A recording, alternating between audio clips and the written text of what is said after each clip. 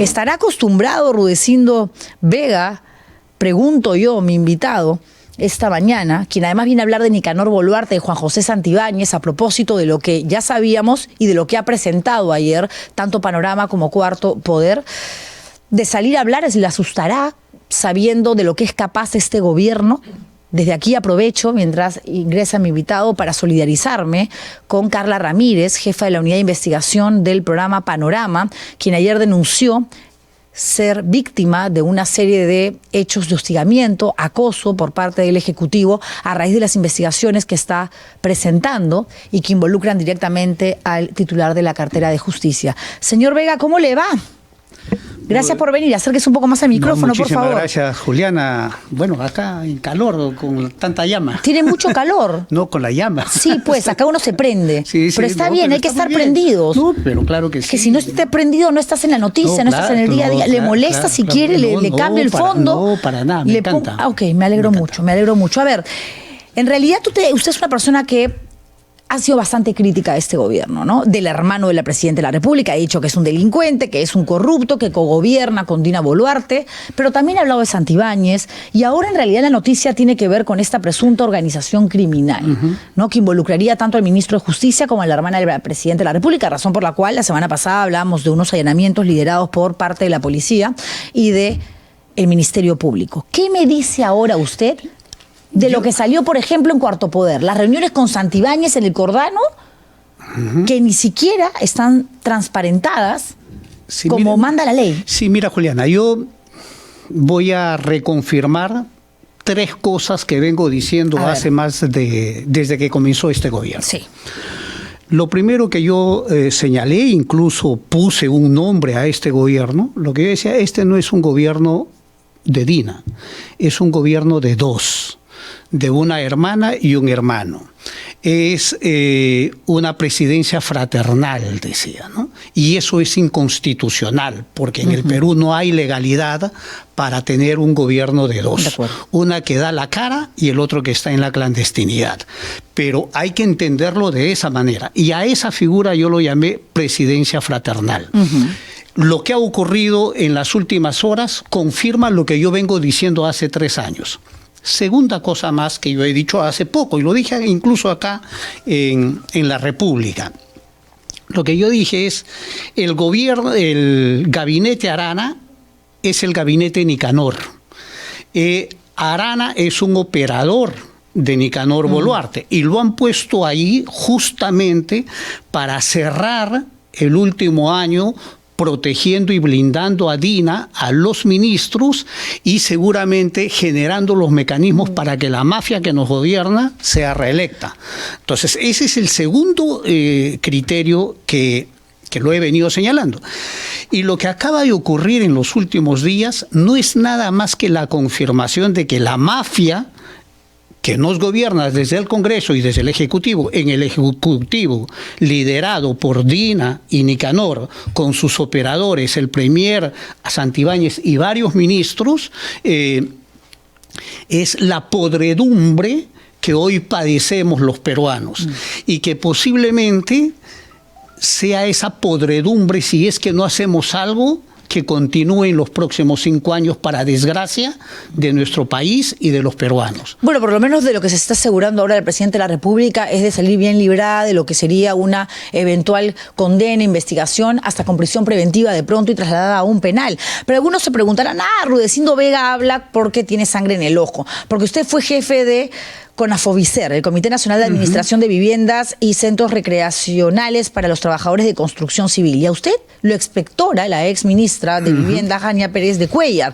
Pidió su cabeza porque usted había sido crítico con el gobierno. Sí. Pero cuando usted es entrevistado, consultado sobre esta decisión, que consideró desde el día 1 injusta, dijo, aquí en realidad quien ha tomado la decisión ha sido Nicanor Boluarte, no la ministra de Vivienda, porque él había sido jefe de Cencico, hay que recordar, Nicanor Boluarte. ¿Cómo usted aterrizó en esa idea con la seguridad, además, con la que expuso sus argumentos? Sí, a ver, Primero, que Conafobicer era una institución privada, es una institución privada, y que por lo tanto el gobierno ni el Estado deberían de tener injerencia. Entonces el gobierno lo que hizo fue chantajear.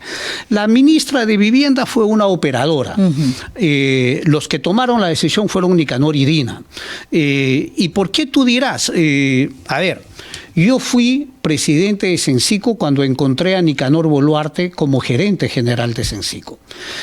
Y en ese momento lo que yo decía es, la corrupción que yo encontré en Cencico, liderada por Nicanor Boluarte... Que todavía no era el hermano de la presidenta, era el hermano de Dina. Claro, que yo encontré el año 2017, es como ahora cuando miro la fotografía, Cencico fue la escuelita de Nicanor Boluarte en términos de corrupción para luego aplicarlo en la presidencia de su hermana. Las mismas prácticas de corrupción en Cencico hoy se aplican a nivel nacional en todos los ministerios. Claro, pero Nicanor no sabía que su hermana se iba a terminar convirtiendo en presidente de la República a través de un golpe de Estado fallido de Pedro Castillo, que de casualidad la colocó ahí. Entonces, ¿usted cree que, perdón que le termino de plantear la idea, que en calidad de vicepresidenta y ministra de Desarrollo e Inclusión Social, Dina Boluarte, también recibía estos mensajes de injerencia, de presión, de manipulación, según usted manifiesta, del hermano? Sí, el hermano siempre ha estado detrás. El hermano ha estado, incluso desde la época de Cencico, lo ha ayudado en la campaña. Más aún, o sea, podría decirte, por ejemplo, cosas nuevas que voy recordando, ¿no? Y cuando yo lo encuentro a él estaba organizando un movimiento regional en Apurímac para ser gobernador regional, utilizando la estructura de Cencico, como ahora lo utilizan la estructura para inscribir al partido que han tenido. Él ha apoyado a su hermana en el Ministerio de Defensa, que ha sido un ministerio absolutamente corrupto en la gestión de Dina, ¿no? Entonces, Dina seguramente va a tener un listado grande de corrupción en el ministerio como ministra, cuando fue del MIDIS, como tiene otro listado ahora muchísimo más grande como presidenta. O sea, es un gobierno corrupto, es un gobierno asesino. Todavía están pendientes los asesinatos de Ayacucho, Cusco, Puno, y es un gobierno en términos de eficiencia absolutamente incapaz, absolutamente inútil y absolutamente ineficiente. ¿Por qué existe y por qué dura? Porque hay una mafia en el Congreso que la soporta y que la apoya y que la mantiene. Y esa mafia que está en el Congreso es una mafia liderada por Fuerza Popular, por APP, por Renovación Popular, por Vladimir Cerrón y Perú Libre, por los niños y Acción Popular, y ahí en el entorno Podemos, Somos Perú y Avanza País, ¿no? ¿Y por qué aguanta tanto Dina Boluarte a Juan José Santibáñez? ¿Por qué lo nombra ministro de Justicia luego de haberle inventado un cargo en esta oficina de monitoreo y pese a haber sido censurado por el Congreso de la República? ¿Qué tanto tiene que ver Nicanor Boluarte ahí? Porque es un operador de los dos. O sea, vamos a decir, yo en un artículo lo acabo de decir, Santibáñez no es nada más que un peón, ¿verdad? Y el rey y la reina son los hermanos. Sí, y es un peón puesto exclusivamente para hacer tres cosas. Tres cosas. Lo primero es diseñar una estrategia que permita la impunidad y salvar a Dina, a sus ministros, Nicanor, y salvarse él mismo. Segunda cosa, lo han puesto ahí para diseñar e implementar una estrategia que nos aísle del sistema interamericano de derechos humanos, porque hay denuncias por asesinatos y violación de derechos humanos. Y tres, porque necesitan un refuerzo más avesado para el Premier. O sea, el Premier necesitaba a alguien más avesado que él. Y lo han puesto a pero peón o no, pareciese que sí tiene capacidad de decisión, ¿no? A su ex jefa de prensa la acaban de nombrar como jefa del Instituto de Radio y Televisión del Perú. Bueno, pero es que la mafia funciona de esa manera, ¿verdad? Entonces yo incluso decía, que me disculpen los peones, quizás el término más apropiado es lo que utilizan en las mafias para los que hacen el trabajo sucio, que es Antonegra, quizás sea un Antonegra de la mafia gubernamental. Y ellos sí pues tienen la capacidad de moverse. Por ejemplo, mira, el gobierno acaba de crear, justamente para dar una vuelta a este tema de aislarse la Corte Interamericana, ha creado una comisión para elaborar un proyecto de ley de soberanía nacional y lo ha puesto en el Ministerio de Defensa. ¿Tú crees que lo van a manejar desde el Ministerio de Defensa? No, lo va a manejar Santibáñez desde Justicia. ¿Eso es una ilegalidad? Por supuesto que es una ilegalidad. Al gobierno le importa un pepino la Constitución, la legalidad, los derechos ciudadanos, los derechos de la gente. O sea, ellos lo que quieren es buscar su impunidad, reelegirse, continuar en el gobierno y en realidad nada bueno podemos esperar de ellos, salvo que los ciudadanos decidiéramos cambiar la historia en las próximas elecciones. Claro, pero uno podría decir del Congreso de la República no vamos a esperar evidentemente una labor fiscalizadora, sancionadora con relación a lo que hace o deja de hacer este gobierno, porque son aliados, pero para eso hay un Tribunal Constitucional, la Defensoría del Pueblo, están todos con Dina, menos el Ministerio Público y Poder Judicial, razón por la cual cada vez que puede la señora presidenta y compañía arremeten contra el aparato jurídico en general. Sí, Juliana. En realidad nosotros tenemos en el Perú un Estado de Derecho y una democracia de caricatura. Mira, el Congreso controla el Poder Ejecutivo a través de Dina Boluarte y Nicanor.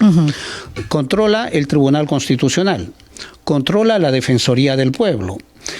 Controla la Junta Nacional de Justicia. Me olvidé. En parte, vamos a decir, está metido, porque ya está metido dentro, el Ministerio Público, el Poder Judicial. Controla los 3 organismos del sistema electoral, Jurado Nacional de Elecciones, OMPE y RENIEC. Si uno quisiera, controla la Contraloría General de la República. Y, bueno, ha heredado y lo sigue manteniendo después de muchísimos años al Banco Central de Reserva. En el Perú, hoy el poder que gobierna es el Congreso de la República y este que nosotros los peruanos decimos que es el peor Congreso que hemos tenido. Bueno, el peor Congreso que hemos tenido en la República es hoy el que controla, dirige, manda en todos los organismos constitucionales, claro, en todos los poderes del Estado. Pero en el caso de la Presidenta de la República, hablando del Ejecutivo, del Poder Ejecutivo, ¿qué tanto puedes controlar, qué tanto puedes hacer, decidir, generar presión con 2% de aprobación? Porque lo que resultaría un poco más inteligente, no del Congreso, porque además ahí si sumas, no sé, 200 gramos de masa encefálica entre los 130 parlamentarios es porque estoy siendo buena gente. Claro, si más bien lo inteligente sería marcar distancia de alguien que no tiene la aprobación de la ciudadanía, para no contaminar el concepto de institución, de autonomía, de independencia, porque estas entidades, nos gusten o no, van a continuar después de Dina. Yo haría 2 ajustes a lo que acabas de señalar. El primero es que masa encefálica sí tienen. ¿Usted cree? Lo que pasa es que es una masa encefálica perversa. Es una masa encefálica... Pero para ser malo hay que ser muy inteligente. Es delincuencial, es perversa. O sea, son tan inteligentes que han copado todos los organismos del Estado y desde eso se mantienen. O sea, primer ajuste. Segundo ajuste, lo que yo te diría, no les interesa hacer fiscalización porque justamente nadie fiscaliza a su títere. A su títere se le da órdenes, no se le hace fiscalización. Entonces, este Congreso no fiscaliza ni a Dina ni al gobierno, porque Dina y el gobierno son títeres del Congreso. Entonces, son puestos ahí para obedecer. O sea, el gran soporte de Dina con 2%, como tú lo señales, en algunos con 1% ya, es el Congreso de la República que la mantiene. ¿Y para qué la mantiene? La mantiene justamente para garantizar su impunidad y seguir cometiendo delitos. Pero no es una especie de retroalimentación, digo yo, porque, a ver, si el Congreso de la República es el que tiene contra la pared al gobierno, a Dina Boluarte y compañía, claro, después de haber censurado como ministro del Interior a Santibáñez, debería de responder con relación a algo que, más allá de lo que pase tras bambalinas, de cara al público, a la gente, es una falta de respeto a una decisión tomada por el Poder Legislativo. O sea, se trae abajo a Santibáñez como ministro del Interior y a mí, al poco tiempo, en realidad, como no me importa lo que ustedes piensan o digan, le creo una oficina y ahora mismo lo tenemos de ministro de Justicia. Claro, eso ocurriría si es que estaríamos en un Estado de Derecho normal, en un Estado de Derecho institucional. Hoy, lamentablemente, esos conceptos no existen. Por eso es que podemos ver que un ministro censurado es puesto en otra cartera, pero más aún, se le crean puestos dentro del Palacio de Justicia. Sí, pero el Parlamento no responde. Por eso. Ni institucionalmente a través de un comunicado oficial que represente la indignación colectiva de un poder del Estado, ni de manera particular a través de los que dicen ser los fiscalizadores o controladores de la buena labor o mala labor del gobierno de turno. No hay nada, no hay respuesta. Por eso, porque justamente ya no hay institucionalidad. Hoy lo que tenemos es... resulta duro decirlo, pero tenemos mafias que nos gobiernan. Y entonces estamos presos de las mafias, de los criminales, ya no solamente en la calle, en nuestros trabajos, en nuestros centros de estudio, hasta en nuestros hogares. Hoy estamos presos del crimen desde el gobierno y desde las principales instituciones del Estado. Y dígame una cosa, usted que sabe tanto de Nicanor Boluarte, de su partido político Ciudadanos por el Perú, donde también, digamos, hay muchos cuestionamientos con respecto a cómo logró inscribir esta tienda política, cómo movía prefectos y subprefectos. Morgan Quero se afilió al Toque, militante, y acaba de decir el ministro de Educación que está evaluando la posibilidad de postular a la presidencia de la República. Pero mira, Morgan Quero quiere ser candidato. No es nada más que, un adulón de la presidenta y de Nicanor. Y lo que seguramente le han encargado y le han pedido es, oye, mira, no tenemos candidatos y queremos que seas tú. Pero es un extraordinario representante de esta podredumbre de gobierno que tenemos. O sea, Morgan Quero fue la persona que salió tan alegremente y dijo que las niñas y niños violados en Condorcanqui, en Amazonas, los Aguajún y One Piece, eran violaciones porque eran prácticas culturales. Como ministro de Educación. Como ministro de Educación fue la persona que contestó a una periodista, dijo que los derechos humanos de las víctimas de las protestas eran ratas. O sea, vamos a decir, es la cabal expresión de la podredumbre. Y está bien que él sea candidato para que los ciudadanos pudiéramos el día de las elecciones demostrarle que a la podredumbre también la rechazamos, que la podredumbre nos da asco. Pero es que tampoco vamos a tener mucha opción, por lo menos en lo que tiene que ver con las elecciones a diputados y senadores. De lo que tenemos, por lo menos el 60% va a tentar suerte en la Cámara de Senadores, donde hay 60 puestos, ¿no? Es decir, vamos a continuar con lo mismo, no va a haber otra opción, porque además la gente buena, la gente que realmente busca cambios, que tiene una trayectoria, que realmente puede mostrar algún tipo de experiencia en el sector público, no se mandan a postular por temor. Sí. Por miedo. Perú es el país que más expresidentes presos tiene. Sí, claro que sí. Entonces, ¿qué es lo que nos espera? Porque si te dan 5 alternativas y una es peor que la otra, bueno, vicias tu voto, ¿no? Pero es un acto más de rebeldía que de lo que esto genera luego en el conteo. Tenemos expresidentes, tenemos exministros, tenemos exgenerales, tenemos empresarios grandes, en realidad, tenemos un poco de todo. El escenario político que se nos viene es triste, sí es triste.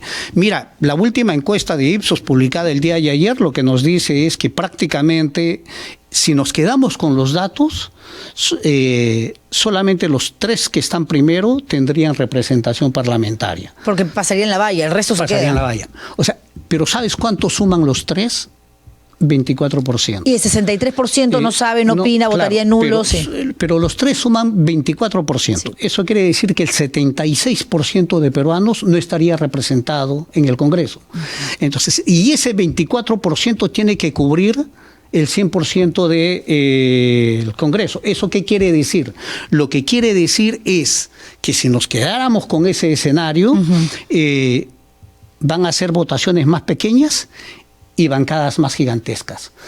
Ahora, y si tú miras a los 3 que tenemos, en realidad es de temer, ¿verdad? Entonces, yo siempre, y aprovecho que estoy en tu programa para decir, yo siempre saco una cita del maestro Luis Jaime Cisneros, con quien trabajé muchos años en Transparencia.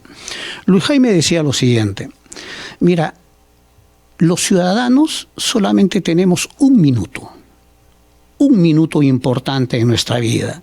En ese minuto somos los soberanos, en ese minuto somos los independientes, en ese minuto somos los más importantes porque estamos en la urna para elegir a nuestros futuros gobernantes. No hay otro momento en donde un ciudadano no tenga el poder más importante de elegir a los que lo van a gobernar. Entonces, lo que al ciudadano hay que decirles, no pierdas tu oportunidad de ese minuto. Hay que capacitarlo, hay que informarlo, hay que darle soporte. Hay Siempre que es una chamba, señor Vega, más de la prensa que de otra cosa, que tampoco puedes obligar a generar interés en el electorado, ¿no? La idea es que esto parta desde la voluntad de uno. Pero hay ¿no? que hacer ese trabajo. Hay que hacer esa chamba, pero hay que hacer ese trabajo. Institucionalmente eso no va a pasar, porque lo que quiere la clase política casualmente es gente que no piense y que vaya Juliana, a votar. Yo me acuerdo cuando yo me integré a Transparencia, cuando lo fundamos. Y cuando lo fundamos queríamos movilizar 1.500 voluntarios. Yo me retiré el 2000 habiendo movilizado 36.000 voluntarios. En el Perú hay gente buena. En el Perú sin hay duda, gente más gente buena que mala, estoy segura. Sí, y hay que hacer ese trabajo. O sea, hoy tenemos todo el escenario cuesta arriba. Pero hay que pararnos, pues, hay que pararnos, y hay que decir, hay que demostrarle a la gente que habemos gente que pensamos de manera diferente, que queremos hacer las cosas de manera diferente. ¿Y usted al quiere corrupto algo? hay que llamarlo corrupto, al delincuente hay que llamarlo delincuente, al ladrón hay que llamarle ladrón, al inútil hay que llamarlo inútil. No, yo, fíjate, para que... ¿Y a para que Nicanor nadie, cómo lo llamaría usted? ¿A Nicanor Boluarte cómo lo llamaría le llamaría usted? corrupto. No es ineficiente, es muy eficiente, ¿verdad? Es más eficiente que su hermana. Por eso es que la maneja. Le llamaría corrupto y malévolo.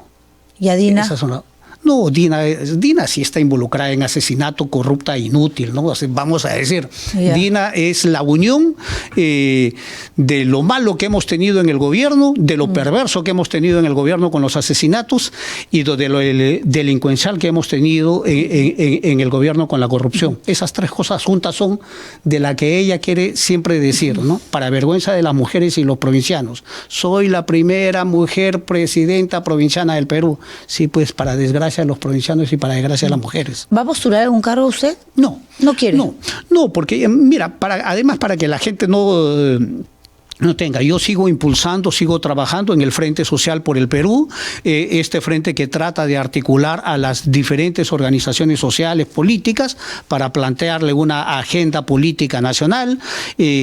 Vamos a decir, para mí el frente es una suerte de reencarnación de lo que en los 90 fue Transparencia, solo que esta vez con un rol muchísimo más político. No voy a ser candidato, no puedo serlo además porque me renuncié al partido al que pertenecía. Pero podría ser invitado, ¿no? No, porque mira, a ver, existe la posibilidad de que aparezca un outsider. Estamos en el Perú. No. La figura del outsider es bastante más común de lo que se piensa. Yo suelo decir que en estas elecciones van a haber más de un outsider. Yo también creo lo mismo, por lo menos tres. Y van a haber de derecha, de izquierda, de centro y quizás algunos más. Sí, pero lo más seguro es que entre alguien de derecha o de centro derecha que de izquierda, ¿no? La izquierda ha perdido mucho capital. Verónica Mendoza y otros personajillos, Pedro Castillo, le han hecho mucho daño. Juliana, en el Perú elegimos presidente en la última semana. Sí, acuérdate pues, que las encuestas, las tres encuestadoras más importantes del Perú, una semana antes de las elecciones del 2021, a Pedro Castillo le daban en el quinto, en el sexto y en el séptimo lugar. 6 días después ocupó el primer lugar y fue el próximo presidente de la República. O sea, las fotos que vemos ahora, a 8 meses, en realidad pueden terminar envejecidas muy pronto. De acuerdo. Qué feo envejeces, ¿no? Como dice el dicho. Sí, es verdad, somos muy inestables, ¿no? Cambiamos porque no tenemos cultura política. Nos dejamos convencer, seducir por el que nos da el discurso más bonito o por aquel que le haga el frente a Fujimori si pasa una segunda vuelta, porque como siempre lo digo aquí, y no es porque soy mala onda o porque haya un tema personal contra Keiko Fujimori, pero el antifujimorismo es y seguirá siendo más fuerte que el fujimorismo, pese a la fuerza que tiene como partido político, razón por la cual ha logrado tener en su mejor momento hasta 72 representantes en el Parlamento. ¿Qué hicieron? Destruir las pocas reformas y los buenos cambios que se promovían, se ponían sobre la mesa. Señor Rudecindo Vega, gracias por haber venido, ha sido un placer tenerlo en el programa. No, muchísimas gracias, Juliana. A usted, y gracias a usted sobre todo por vernos.